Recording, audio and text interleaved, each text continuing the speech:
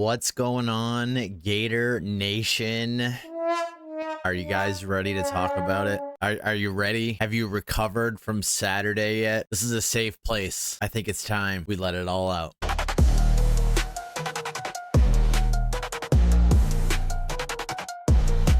Once again, we find ourselves 1-1 to start the season. We've already suffered defeat, this time at the hands of the University of South Florida. What could possibly be head coach Billy Napier's most embarrassing loss? Where do we begin?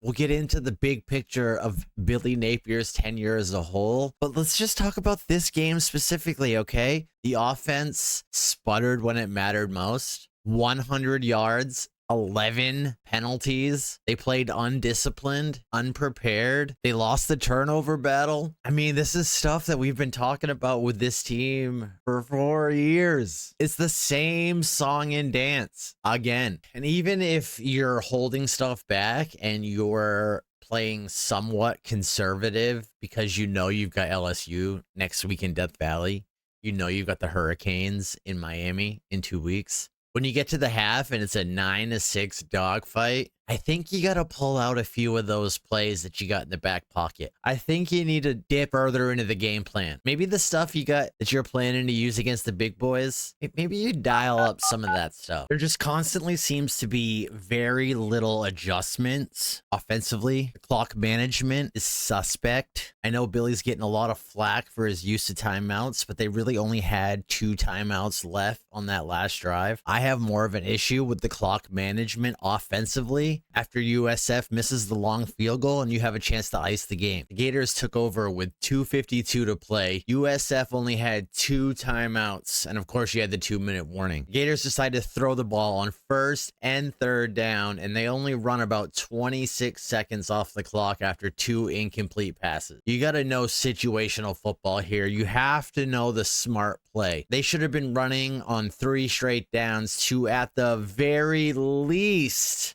make USF burn through all of their timeouts. This is where you play grown man football. All those cute little social media videos that Gators football has been putting up for months. This is where you show where all the hard work pays off. Right here. You got to be able to drive the ball and put things away right then and there. These are the games that you must have. These are the same things that have plagued this team for 4 years. It seems like every single time this team beats up on a team that it really should beat up on, like a Long Island, anytime they have like a dominant win and the national media just starts talking about this team just a little bit, the expectations start getting put on this team just a little bit, their heads get big. They start buying into the hype. They start feeling themselves and they come out and they lay an egg. They drop an absolute dud like this and they just embarrass the program. It's like 1 step forward,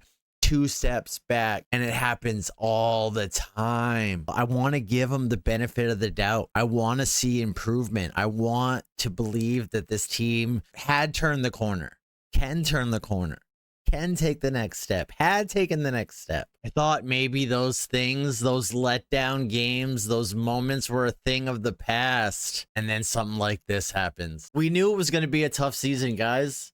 Everybody knew it. And somehow we've been talked into this team could go 9-3. This team could make the playoffs, even with the nation's hardest schedule and one of the hardest schedules, probably the hardest schedule I have ever seen as a college football fan. For the 2nd year in a row, some people still talked us into the fact that this team could go 9-3. This team could make a run. We could sneak into the playoffs. And here we are discussing a loss to South Florida week 2. Now, I want to make one thing perfectly clear. I didn't buy into the hype. I have been a fan of this university for 25 years. I know that's nothing compared to some of the longtime diehard fans. I think it's your greatest memory of all time here in the swamp. 97, when we beat the Criminals, I mooned their bus with the score on. but I've been a fan long enough of this team that you can call me Onk now. I'm getting up there. I've seen it all. I've seen heartbreak. Dallas Baker slapping a Tennessee Vol. Marco Wilson throwing his cleat. Urban Meyer stepping down at Christmas time. Tim Tebow crying on the sideline. I've suffered through Jeff Driscoll. I've suffered through Jim McElwain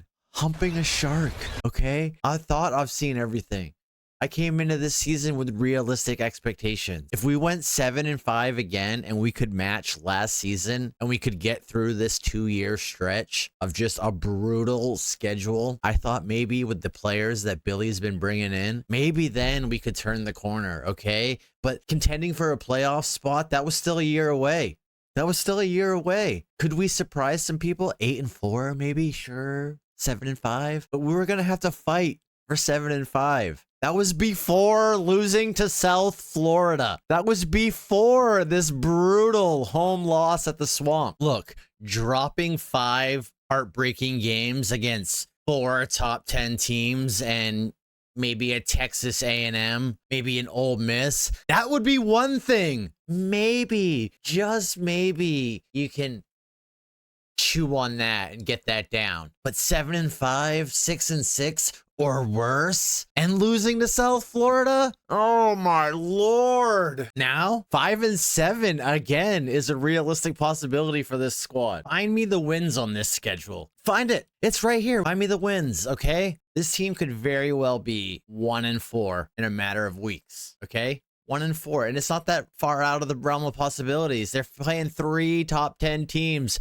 2 of them on the road. After that, where do the wins come? Right? Where do the wins come? Because then you go right to Texas A&M. That's a pretty tough place to play last time I checked. And then you get Mississippi State at home. Mississippi State is a pretty damn improved football team, much like USF. Hopefully, historically, you can chalk that up as a W. Okay, so maybe there's number 2. Then you get Georgia. Probably not taking down Georgia the way you've played through the first 2 weeks. At Kentucky, at Ole Miss. I would say both of those are winnable games. At best, you probably go 1-1. There's win number 3.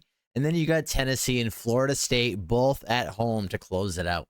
I just don't know where this team finds the wins. On the flip side, you could make an argument that a lot of these games could be coin flip games if this team played to its full potential. But what we saw Saturday night certainly does not give us any confidence that this team is going to play to its full potential. Am I being a prisoner of the moment and maybe I'm not giving them a fair shot in some of these games? Are they going to be a lot more competitive in their SEC schedule? I certainly hope so. That's what makes this all the more maddening. Listen, if you sat me down and you told me in 3 weeks this team was going to go into LSU and get totally steamrolled. It's Baton Rouge. It's a primetime night game. We know how these things go. I'm talking 40-17, but then bounce back and beat Miami handily on the road and then go home and upset Texas.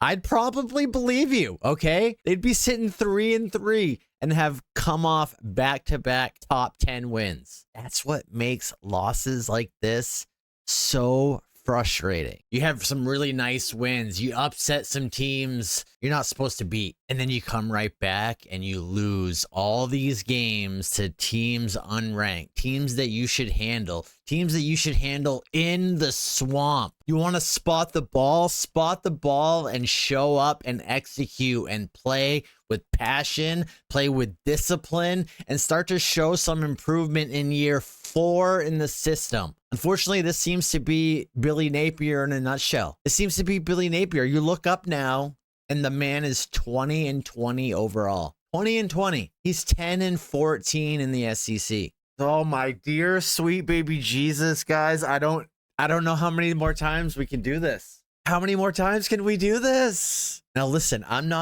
like Billy. Okay? I like Billy. Like so many other people, I like the man. He seems like a nice guy. He seems like a good guy.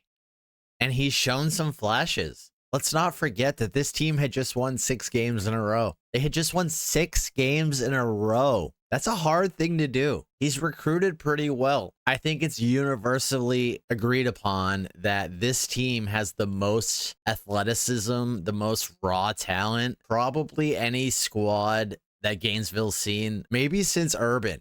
At the very least, since Trask and Pitts. But I mean, there's still an argument there. He's done some good things, but here we are talking about another upset loss, another first for the Florida program. The first time losing to a non-Miami or Florida State in-state school at the Swamp. There's so many of these. Billy Napier has lost to Kentucky, Arkansas, Vanderbilt, USF, most of those at home. At what point do you have to match the perceived talent that you're bringing in to the production on the field, right? At what point does that culture that you're selling, at what point does that manifest itself onto the field? Because what we see on the product as Gator fans is 11 penalties. We see the team just falling apart in the biggest moments, and we see guys spitting in the face of other players on the last drive of the game. That's what we see on the field with our own eyes on Saturday as the culture, as the discipline. Where are we at, Gator Nation? I know where a lot of you guys are at, okay? I see the tweets. I've seen the tweets. Are we ready to run them out? Because we run the risk of losing a lot of guys. We run the risk of losing any stability. It's starting all over again. It's doing this again for the fourth or fifth time. On one hand, you're given all these reasons as to why it's time. And on the other hand, you're like, can I do this again? Are we ready to pull the plug? We pull the plug now. You pull the plug at the end of the season. Coach was asked that himself in the press conference. He was asked, are you still the right man for the job? Billy, do you think you're the right man for this program? 14-7 in the Swamp. The losses keep mounting and some of the mistakes that keep happening with this program. Do you think you're the right guy? Yeah, I think I'm more concerned with doing my job to help lead these young men. I think that that's a big picture question, and I think right now it's more about today. It's more about what we do tomorrow, and I think that's what we got to get consumed with. So I think I'm consumed with doing the best job I can do for the players, leading the staff, and getting the football fixed, because ultimately that's going to decide how far we go around here. Ultimately, it is going to decide how far they go around here and how quickly can they get these things fixed. It's got to be frustrating in year 4 to be facing these same questions for the 4th straight year, just the 2nd week into the season. But you have to wonder, even with the best possible adjustments, how much of a factor is that going to mean in the end? This is a brutal schedule. It's going to be hard to win a lot of these games. It makes you wonder, what kind of adjustments can they make? Coach Napier was asked on Monday if he's considered maybe giving up the play calling. Following on that, are you still the team's primary play caller? Yes. Moving forward? Okay. Yes. No thoughts of giving that up? Okay. No. Coach Napier seemed irritated and angry that he even had to field the question, but Florida has ranked 57th, 59th, and 64th in scoring offense through his first 3 years. So the questions are legitimate, and history has shown us that there's been head coaches out there that have seen their fortunes turn when they gave up the play calling. Look at Brent Venables at Oklahoma this year. We have the famous example of Ryan Day and Chip Kelly leading Ohio State to a national championship just last season. And there's numerous other examples of this being successful. I can also understand Coach Napier being a little irritated since Florida did move the ball on Saturday night. They marched down the field into USF's red zone several times, and if it wasn't for costly penalties, could have put up a few touchdowns, and we could be having a different conversation today. The facts are that Coach Napier refused to give up the play calling. He still refuses to give up the play calling. He refuses to even discuss it. So when this constantly comes up and every poor offensive performance is scrutinized under a microscope, he's got nobody to blame but himself. It's going to be on him how he leads this offense and how he leads this team in the way they respond. Star quarterback DJ Lagway had this to say about the controversial 3rd down where they tried to throw it deep instead of running the ball and possibly picking up a 1st down to ice the game. When that drive that gave him the ball back, I mean, you guys only were able to take 27 seconds off the clock. That's got to be frustrating. Isn't that a time of a game where it's like you got the game in your hands, really? It's up to you guys to kind of close it out. Yeah, definitely, for sure. It's definitely frustrating. And, I put that on me. I threw a pass when I shouldn't have, and, yeah, I got to be a better situational expert on that, on that end. We're in 4-minute mode, and I got to, keep the ball rolling, keep the clock moving and stuff like that. So, yeah. First, this felt to me like a quarterback trying to jump on a landmine for his coach, trying to take responsibility, say that the fade was on him. But in actuality, this is just a young quarterback that still hasn't played a ton of big time college football who is admitting that he passed when he should have ran. He checked out of something, or he decided to go to a hut route when he should have probably just ran and taken some time off the clock. It's a young guy admitting to a mistake in the moment. Whether this was a lack of situational awareness or just the bravado that he thought he could make the play, hopefully he can learn from this. DJ still hasn't played a ton of football. I will not stand for any of you guys coming at DJ either. For the last 15 years, we have been digging through the dumpsters just trying to find a quarterback with a pulse. And we finally have DJ, and we're not going to start dogging him after a bad loss. It's okay to be critical of his accuracy. It's okay to question whether he may be a little rusty after not practicing for so long. It's okay to raise concerns that maybe he's a little more injured than he's leading on. But we're not going to start throwing the bust label on him or overrated. We're not going to start calling for the backup quarterback. This is DJ's team, and we're only going to go as far as DJ helps take us this year. Coach Napier was quick to his defense on Monday. Do you reduce his ability to check to plays like that moving forward? I mean, he hasn't practiced a ton, right? Well, yeah, he also checked quite a few others that went well, so I think, look, we put the ball in his hands and we let him go play. I think he makes a ton of decisions. He's got the keys to the car every week, and I think, we all praise him when he does it right, and, he gets criticized when maybe it doesn't go quite the right way. So it comes with the territory. He knows that, and so do you, and so do I. Now, obviously, Billy's going to come to the defense of DJ. He's a player's first kind of coach, seems like a player's guy, but I like that he's coming to the defense. He's taking a lot of the heat right now, and justifiably so for his play calling, okay?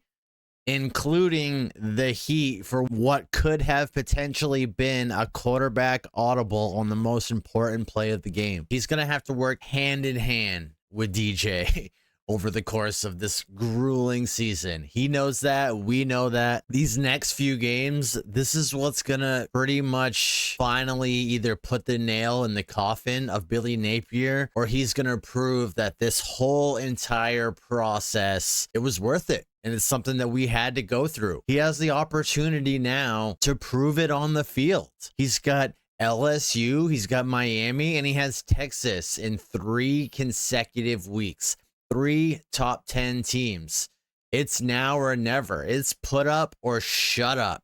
Either everything that you've done to build this program, build this team in your image, with your culture, now's the time, okay? If you can't get the players' attention for LSU, Miami, and Texas, then you are not the guy for the job.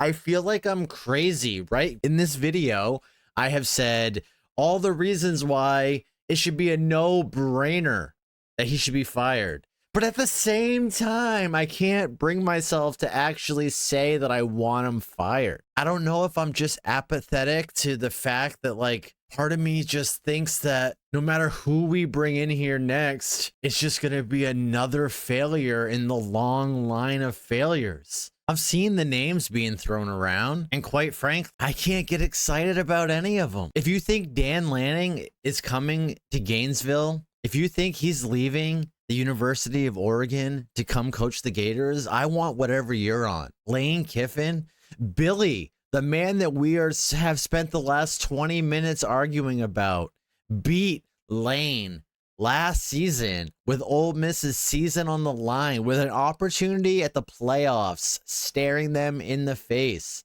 He lost to Billy Napier. I don't want another group of 5 coach. The thought of John Gruden coming here doesn't get me real excited. This program has been what it is for the last decade. The Gators have had moments of being a football powerhouse, but those moments have come to pass. Having the pick of the litter of all the coaching candidates, those days have been over. Chip Kelly picked UCLA over this job. Lots of premium coaches have turned this job down in the previous cycles. And you might have to compete against Alabama and who knows who else for coaches at the end of this season. I just don't know what to do, guys. I don't want to start over again, but at the same time, we're still failing. It's now or never. It's go time. We are at the point now where this is the moment.